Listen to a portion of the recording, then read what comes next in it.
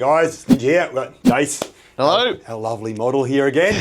So we're going to do some lateral knee pain treatment, and we're going to have a chat with Jason about a bit of an adventure he's going to go on. Yeah, a bit of a new training regime, I guess, or training target. Yeah. Yeah. What are you going to do, man? So my wife and I are thinking of signing up for High Rocks, which is a fitness challenge, I guess. So, yeah, it's December in Australia, in Melbourne anyway. So we've got a fair bit of time and filming this video in July. So 5 months. yeah, 5 months worth of training. I've still got to finish my footy season, but I've got about 5 weeks left of that.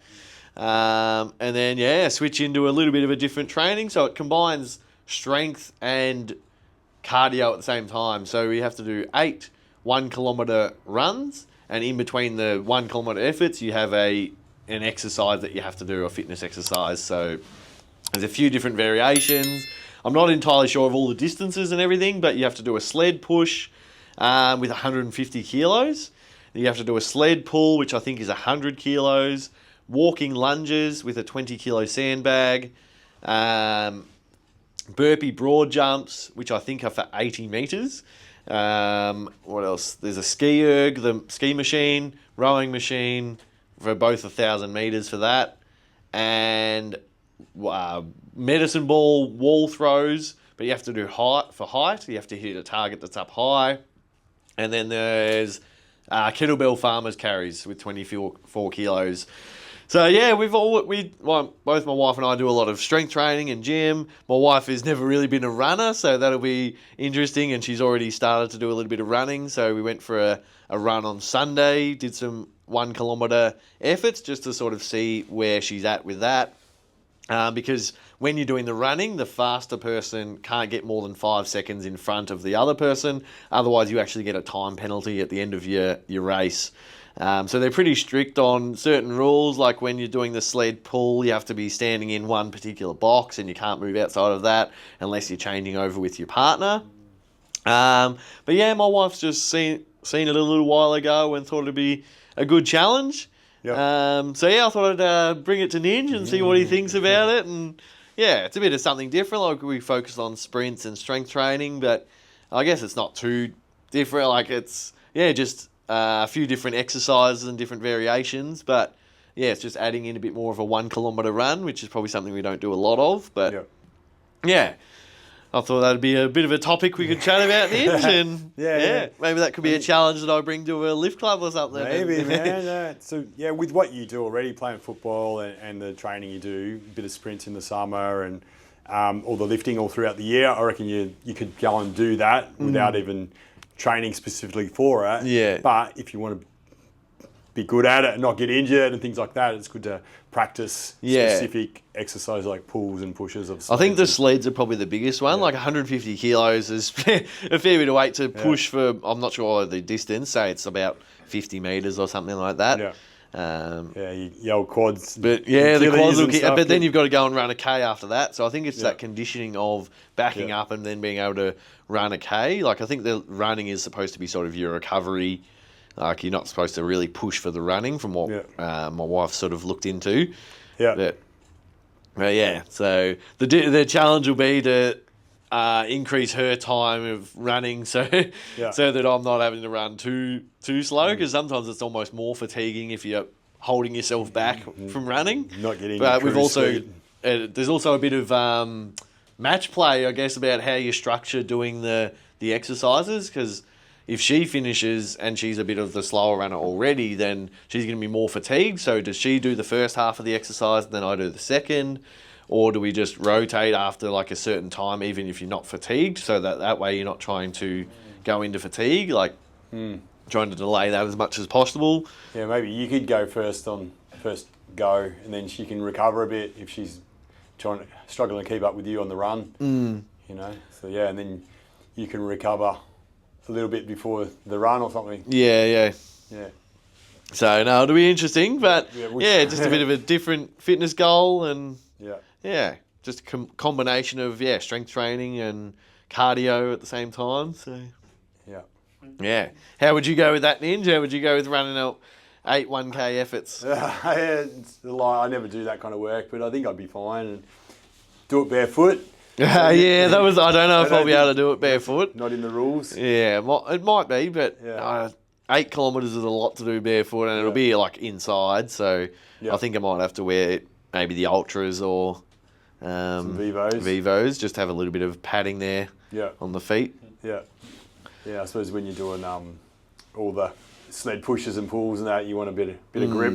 Yeah. I think my training, I'll alternate. I'll do some running with, still do barefoot running, but I think I've learnt from the footy pre-season I need to actually condition myself to running in shoes as well. Yeah. So I think I'll have to alternate when I do some longer sort of stuff. Like I'm already thinking doing sort of, 100s, 200s, 500s, that sort of thing, as well as sort of breaking in some 1K efforts. So I might have to wear some shoes in some of those runs just to condition my body, because it is a bit different, the mechanics that you do and how you load your body. But yeah, let us know, guys, if you're out there and you've done high rocks before or you're thinking of doing it. I think it's a relatively new thing that's come about. I've only sort of heard of it the last couple of years, but it seems to be getting quite big. Yeah.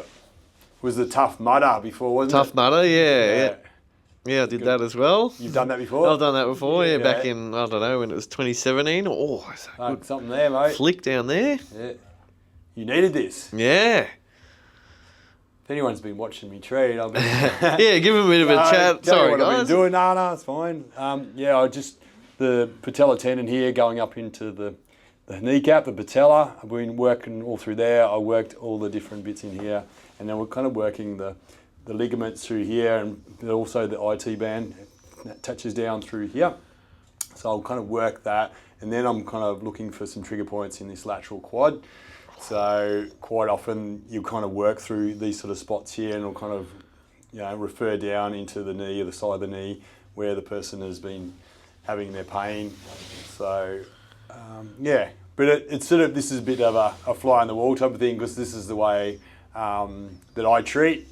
I'm so tuned in to feeling for different solidness and things like that. And something there.